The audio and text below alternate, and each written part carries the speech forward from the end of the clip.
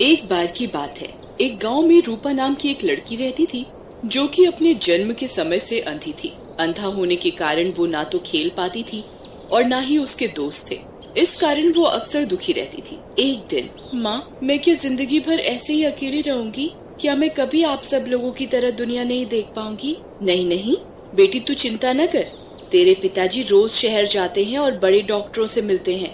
आज भी वो शहर ही गए हैं। बस एक बार कोई अपनी आंखें देने वाला मिल जाए तो तू भी ये दुनिया देख सकेगी। तभी रूपा के पिताजी मोहन लाल आ जाते हैं। मेरी बेटी, मैं आज बहुत खुश हूँ। मन करता है पूरी दुनिया को सर पर उठा लूं। अजी, ऐसा क्या हुआ जो ऐसे पागल हुए जा रहे हो? क्या हुआ? अरे ये मत पूछो क्या हुआ, ये पूछो क्या होगा। हमें कल ही शहर जाना है और रूपा की आंखों का ऑपरेशन कराना है। डॉक्टर साहब को आंखें मिल गई हैं रूपा के लिए। अब रूपा भी ये दुनिया देख सकेगी। क्या सच में पिताजी? वाह, मजा आ जाएगा। मैं भी दुनिया देख सकूंगी। मजा आ जाएगा पिताजी। फिर अगले दिन तीनों शहर चले जाते हैं और रूपा की आंखों का ऑपरेशन हो जाता है। रूपा, तुम्हारी आंखों का ऑपरेशन सफल रहा है और बस अभी थोड़ी ही देर में तुम भी दुनिया देख सकोगी। सबसे पहले तुम किसे देखना चाहोगी? मैं सबसे पहले अपने पिताजी को देखना चाहूंगी डॉक्टर साहब। फिर डॉक्टर मोहन लाल को लेकर रूपा के पास आते हैं। उसकी आंखों पर पट्टी बंधी होती है। डॉक्टर आंखों से पट्टी उतारता है और रूपा को आंखें खोलने के लिए कहता है। रूपा बेटा, अपनी आंखें खोलो और देखो तुम्हारे आगे कौन खड़ा है, उन्हें पहचानो। लेकिन जैसे ही रूपा अपनी आंखें खोलती है, उसे एक चुड़ैल खड़ी दिखाई देती है और गायब हो जाती है। उसे देखकर रूपा के मुंह से चीख निकल पड़ती है। ये डरावना चेहरा किसका है? कौन है ये? मैं तेरा बाप हूँ बेटा। क्या हुआ? ऐसा क्या देख लिया तुमने बेटा जी? कुछ नहीं पिताजी, शायद कोई भ्रम हुआ होगा। लेकिन हॉस्पिटल से आने के बाद रूपा को अक्सर उसी चुड़ैल का चेहरा दिखाई देता है और वो डर जाती है, जिसकी वजह से उसकी माँ सीमा परेशान हो जाती है और एक तांत्रिक को घर पर बुलाती है। मेरे होते हुए कोई भूत प्रेत नहीं आ सकता। ये भूत प्रेत तो मुझसे डर के भागते हैं और कई तो मेरे आगे रहम की भीख भी मांगने लग जाते हैं। बाबा, अब इतनी बड़ाई मत करिए अपनी और जल्दी से ध्यान लगाकर बताइए बात क्या है। अभी लो पुत्री। उसके बाद तांत्रिक ध्यान लगाकर बैठ जाता है, लेकिन थोड़ी देर बाद तांत्रिक भी डर जाता है। बेटा, ये तो किसी चुड़ैल का साया लगता है और ये चुड़ैल तो मुझसे भी ज्यादा ताकतवर है। मैं कुछ नहीं कर पाऊंगा और अगर मैं यहाँ ज्यादा देर रहा तो ये चुड़ैल मुझे भी मार डालेगी। ऐसा कहकर तांत्रिक वहाँ से भाग जाता है। उसी रात जब रूपा अपने कमरे में सो रही होती है, तभी चुड़ैल उसके कमरे में आ जाती है और उसे आवाज लगाती है, जिसे सुनकर रूपा उठ जाती है। कौन है? तुम हॉस्पिटल में थी? तुम मेरा ऐसे पीछा क्यों कर रही हो और मैं जहाँ भी जाती हूँ वहाँ दिखती क्यों हो? क्या चाहती हो मुझसे? मैं हर जगह आ जाऊंगी। मेरी आंखें वापस दे दो, मेरी मदद करो। तुम्हारी आंखें? ये कैसे हो सकता है? ये तो डॉक्टर ने लगाई है मुझे, और भला मैं तुम्हारे क्या काम आ सकती हूँ? ये आंखें मेरी हैं। कुछ गुंडों ने मुझे मार डाला था और हॉस्पिटल में इलाज के दौरान मेरी मौत हो गई थी। तुम्हें ये आंखें उसी हॉस्पिटल से मिली है। अब मुझे उन गुंडों से बदला लेने और सच का पता लगाने में तुम्हारी मदद की जरूरत है। आपके साथ तो बहुत बुरा हुआ है। मैं आपकी मदद करूंगी। आपको जैसी भी मदद चाहिए। मुझे तुम्हारा शरीर चाहिए। उसके बाद चुड़ैल हंसते हुए रूपा के शरीर में समा जाती है और वहां से उड़ जाती है और एक घर के दरवाजे पर उतरती है और दरवाजे से आवाज लगाती है।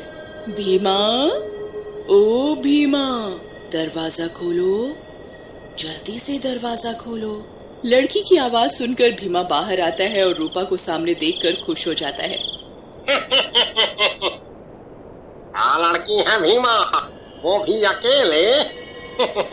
वो भी तेरे घर पर, आज तो मजा आ जाएगा। अब ऐसे घूरते ही रहोगे या अंदर भी ले चलोगे? वो मैं आप अंदर चलिए।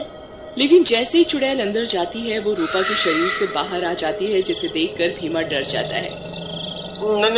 नंदिनी, तुम कैसे, तुम जिंदा कैसे हो गई? पहचान लिया तुमने?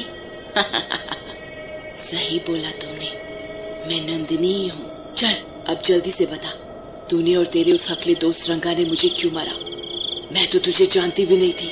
ये तो तुम्हें वो रंगा ही बता सकता है। मैं तो सिर्फ वो ही करता हूँ जो रंगा मुझे करने को कहता है। ये सुनते ही चुड़ैल को गुस्सा आ जाता है और वो वापस रूपा के शरीर में चली जाती है और भीमा को गला दबाकर मार डालती है। एक तो गया, अब दूसरे की बारी। उसके बाद चुड़ैल रंगा के घर जाती है। उस दिन रंगा घर के बाहर ही सो रहा होता है।